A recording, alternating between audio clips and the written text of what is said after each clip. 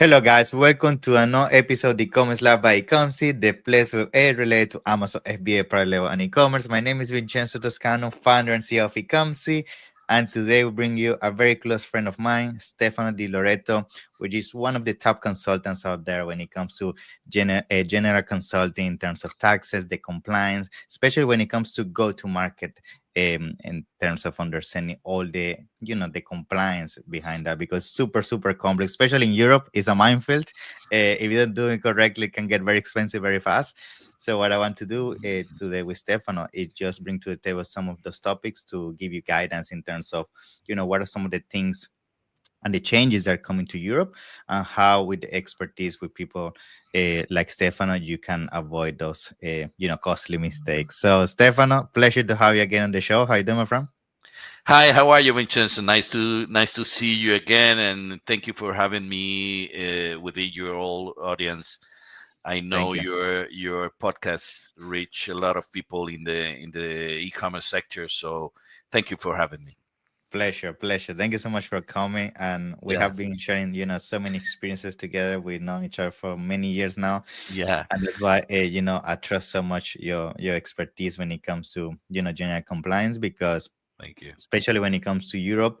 And even myself, I have experienced that with my brands and our clients. Is definitely something that you need to work with experts like you to really navigate it, because Europe changes so fast when it comes to compliance. It seems like every single day there's a new law when it comes to CO2, or when it comes to packaging, when it comes to taxes. So you really need to be on top of it at all times. So I guess being said that, if you can just give us a quick intro by yourself as a consultant, then of course we can dive into the topic. Yeah. Yes, basically, what we want to talk about today is the trends that we are gonna witness in terms of taxes and eco contributions and other compliances regulations that we are going to see in 2025 and 2026. As any business, e-commerce does not escape from compliance. E-commerce is another business that have to be in compliance in any country that you want to go to market, and that's the reason that we're here today to talk about one and maybe let me start with one of the main things that we're gonna see is that the data source for your revenue, your numbers of the company will replace reports and tax returns. That is the trend that all tax authorities are putting in place in Europe. And what does that mean? That means that tax administrations will be able to generate pre-filled tax returns and perform audits in real time, and that makes that the companies will maintain a visibility of their data in real time for the tax authorities to go into your data, apply AI or Mhm. LLM or whatever the tool is going to be, and they're going to know what your tax return is going to be. So you Wow. cannot lie, and Yeah. that is something new in terms of the how open is going to be the data for the tax authorities in the future. Wow. For this one, it is very interesting, because now, just for people to have an understanding, is this something that's going to affect all European countries at first? Or based on your understanding, what is going to happen is going to be deployed through certain countries one at a time, and it's going to be only certain sizes of business before it goes to the full ecosystem? What is your Well, understanding of that? in terms of that, there is a direction from the European Commission about implementing, for example, the e-invoicing. And the Okay. e-invoicing is something that some countries have already implemented, and some others have not. So this is something that uh, has to be in compliance for all countries, no matter what, in Europe, at least, and it's something that this direction from the European Commission is mandatory. It's a decision, it's a direction, and every country has to implement it. Some countries have done it, some countries have not, or partially done it. Okay, but that is going to be the reality in the next couple of years. Cool. Yeah, I think I mean at the end of the day, this is something a lot of people have to be aware because let's be honest, and I handle a lot of Amazon sellers, and sometimes I see at their accounts and it's all over the place. They don't have the right amount of invoices. They put some expenses that they shouldn't here and there. So guys, be careful with that because it's definitely coming for you. And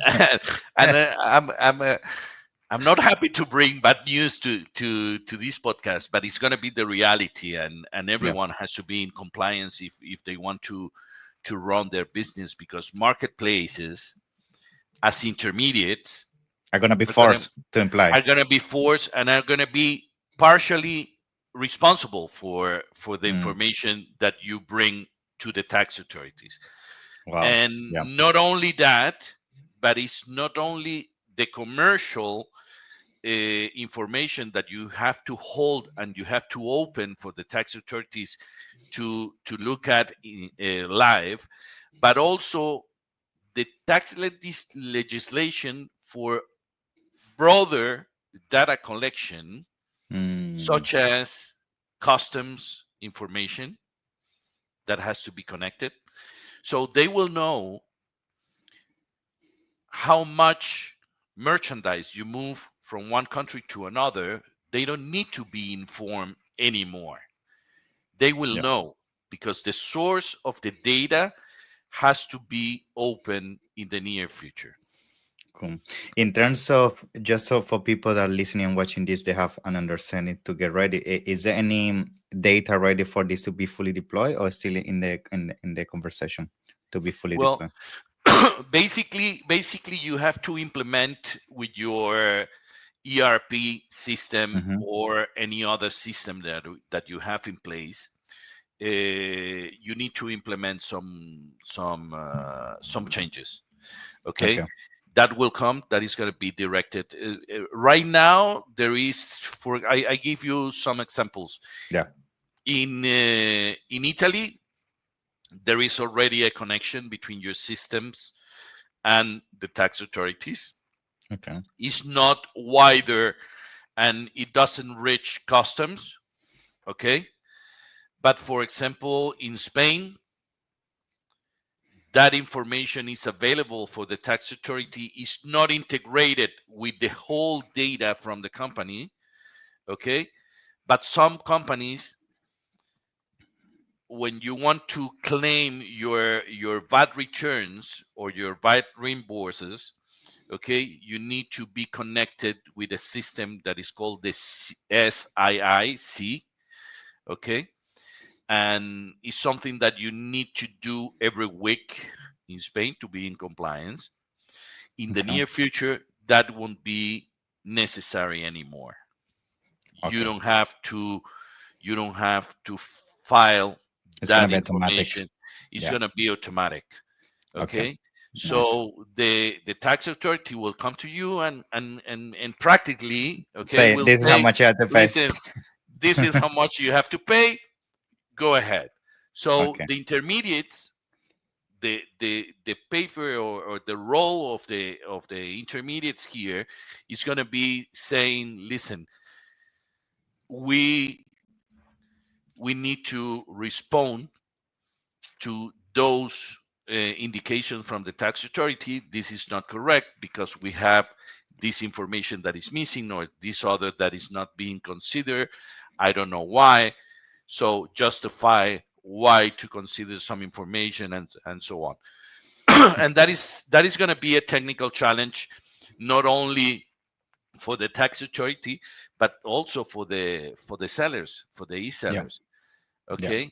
So Okay.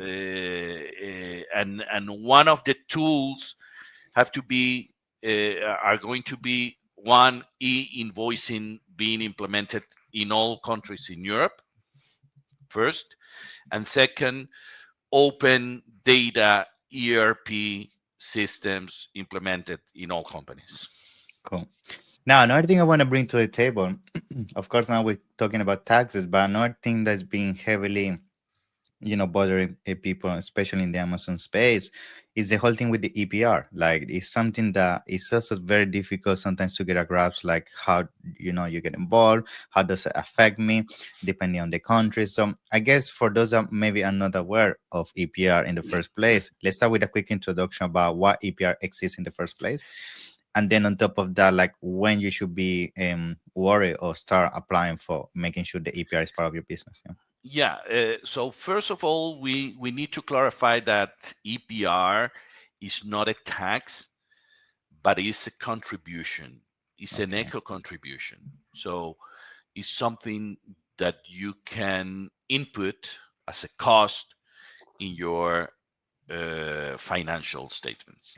Okay. It's not a tax. It's an eco contribution. And what EPR first, what EPR means is extended producer responsibility, and these eco contributions are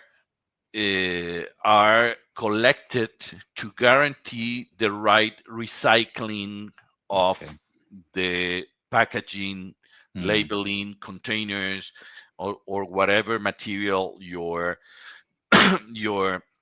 your product is made of.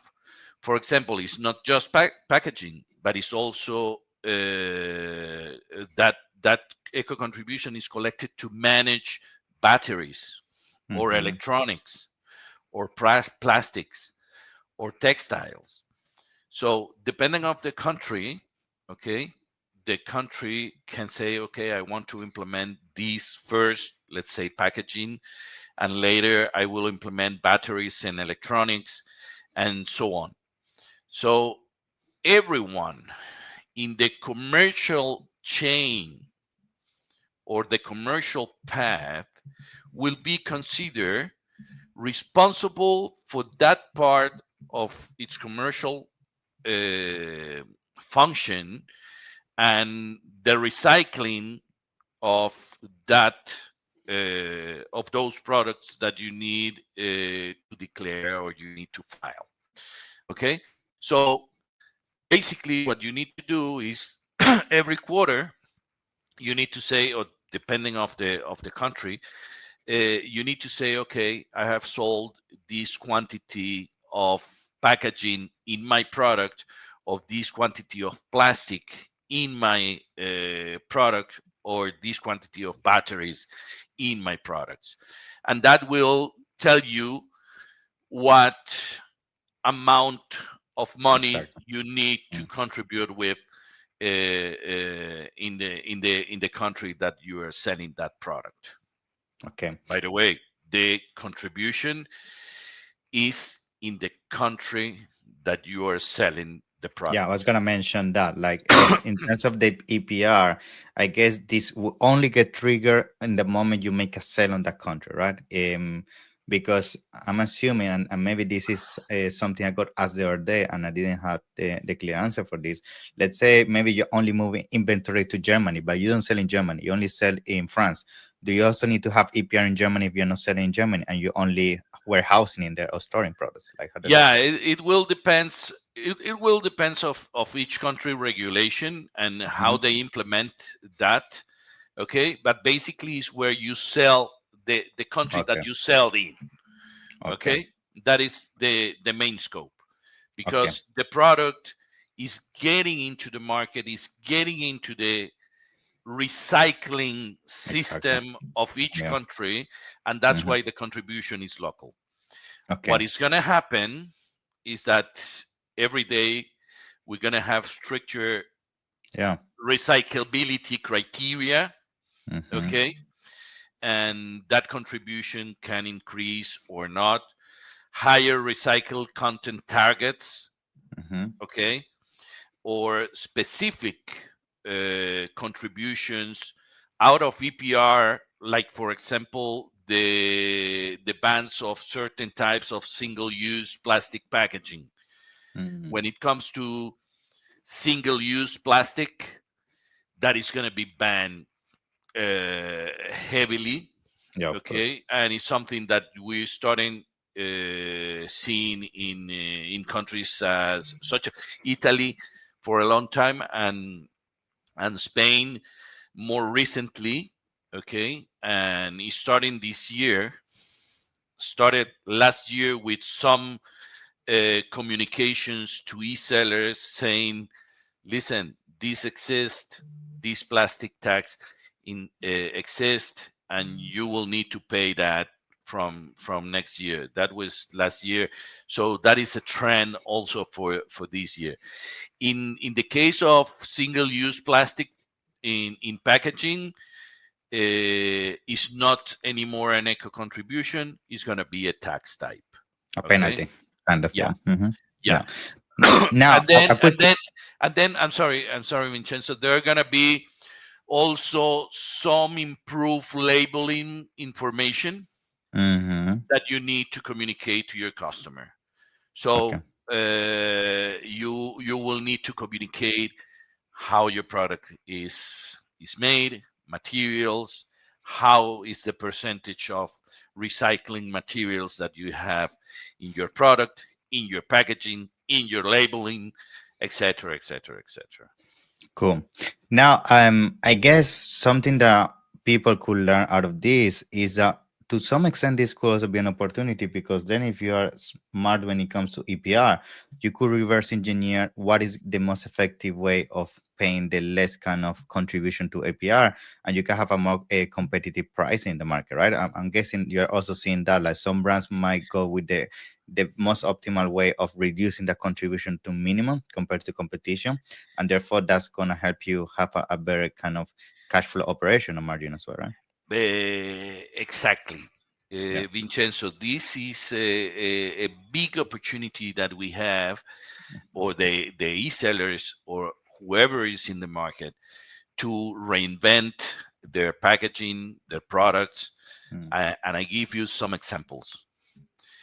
You are selling bed clothes, Mm-hmm. okay, sheets or Mm-hmm. pillows Pillow or covers, whatever, yeah. Mm-hmm. Yeah. covers, etc. Those packaging, big packagings that you had before, now can be replaced with vacuum packages, Mm.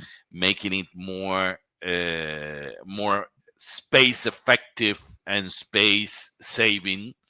Okay, or even that idea of having a nice package bag that you can use to go to the supermarket, or you Mm-hmm. can use to go A to recyclable one.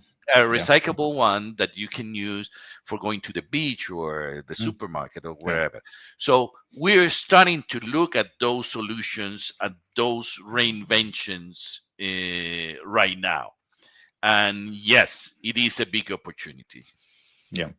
Now, something you also mentioned briefly before we went live is in side by side to the EPR, there's also a lot of incentives when it comes to CO2. Like we also see now the Exactly. conversation getting higher and higher in terms of implying certain rules when it comes to that, because clearly Europe is really looking to get to carbon the carbon footprint to zero as soon as possible. There's some, I think it's 2050 is the goal or something like 2050. that. Yeah, Yeah, 2050. it is called the EU Green Deal.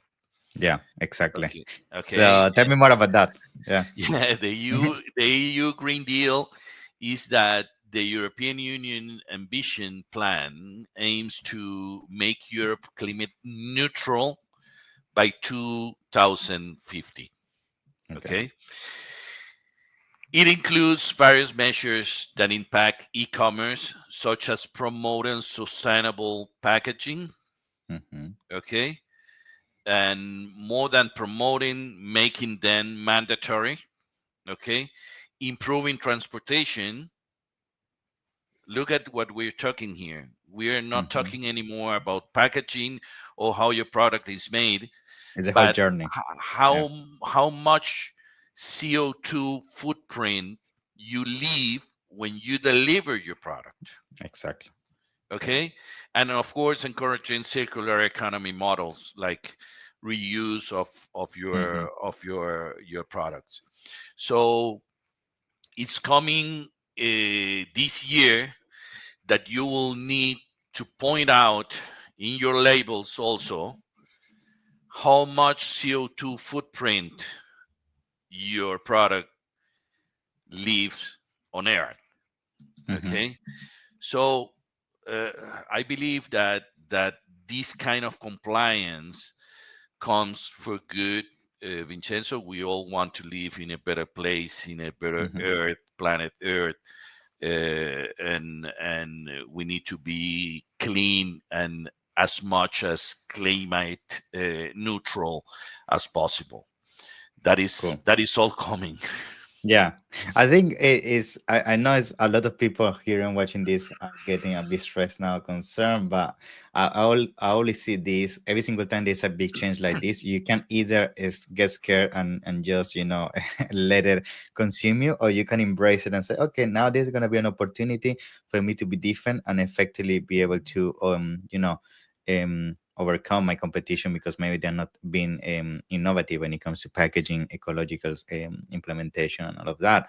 Um, so I guess from the perspective of all these things that you're seeing, especially on the carbon side of things and things such as the EPR, um, have you also seen maybe I just want to touch this high level because of course this can get very, very complex very fast, but is there already some initiative from some governments that maybe they're going to give you some allowances or some support if you are hitting certain minimums, so you're being super Yes, ecological? Is something like that happening already? yes, Yeah. indeed, and this makes it different from people that produce a product and go to market with with the product, and you are the owner of it, and you commercialize your product in different channels including e-commerce.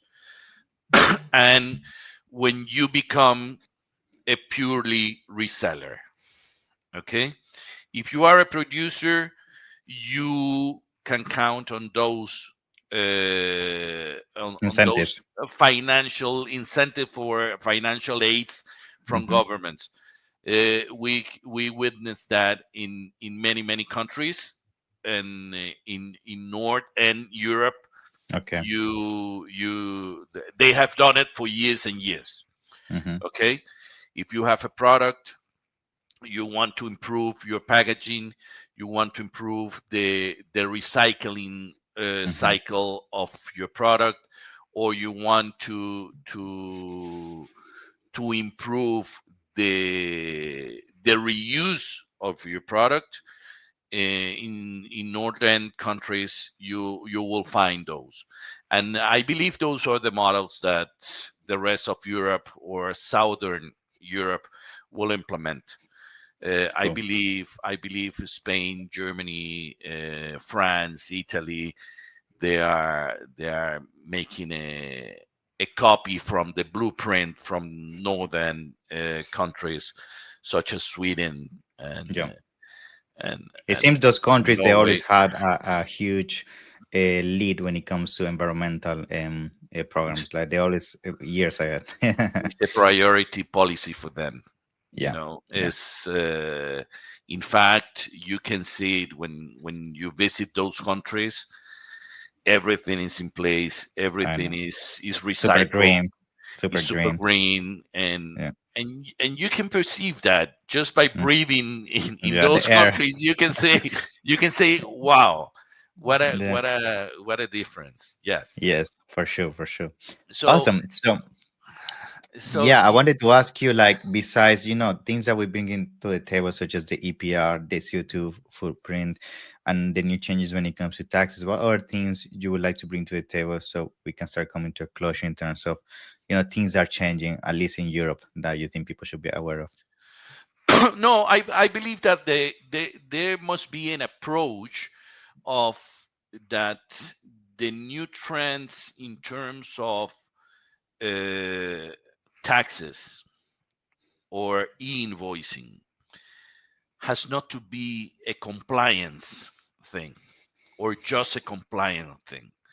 It has to be a more conscious and wider company understood. Okay, it's not just part of the people from finance that they have to file the taxes. Now information, when you import some goods, you need to have that information available not only for finance but for the whole company, and people need to know what the repercussions are. Okay, and you need to implement best practices in your company to have that information not only available but the correct information. Yeah. Because if the information is not correct, it's not anymore that you're going to file. It's the tax authority that will come to you and say, listen, you need to pay these. Yeah. Okay, Yeah. and they will do that based on the information that you manage. So the Hmm. accuracy of the information is not anymore a responsibility of the finance or administrative departments. Is the accuracy of the information is a responsibility of the whole organization in a company. And Yeah. when it comes to let's say green measures, we need to understand that this is going to evolve in more strict but beneficial way for human being. Okay, Yes. Yeah, of this course. is this is something that we need. This is something that if we can recycle products more than before, that is going to benefit the whole production chain. And when it comes to single-use plastic, we better use recycled plastic than virgin plastic. Yeah. Okay, and so on. So, and having the people well informed about what they're consuming, I believe is the best way to create fidelity for your product. Yes. Love it. Okay, Cool, so Stefano. that is in terms of what the trends are going to be in terms of compliance. That is what I can bring to you and your audience today, Vincenzo. Yes, love it.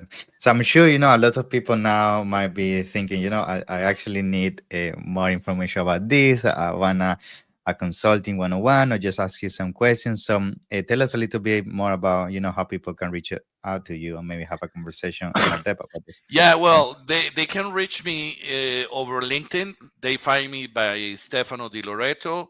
They can reach me by email. I don't know if Yeah. in So I'm going to the put it down in the if description it for is everybody. visible, but it's diloreto.s@gmail.com. Okay. Diloreto, no repeated letters, Diloreto.s. Yeah. Simple as that. And write me an email, and I will be more than happy to assist you. Yeah, thank you so much, Stefano. Always a pleasure. And as you mentioned, this is something that people has to embrace. It's definitely happening, and you need to be on top of it, or else it can get very expensive very fast. So thank you so much. I'm sure we're gonna have you many more times as these things keep Yeah, evolving. I Yeah, believe the main learning if is that if you do it right, it wouldn't be expensive. If you exactly. do it wrong, it's gonna be very expensive. That's right. That's right. Yeah, that is the common thing for compliance. Yeah. Thank you, Stefano. Pleasure to have you on board. Okay. Thank you, Bye bye. Vincenzo. Yeah. Nice to see you. Bye. Thank you.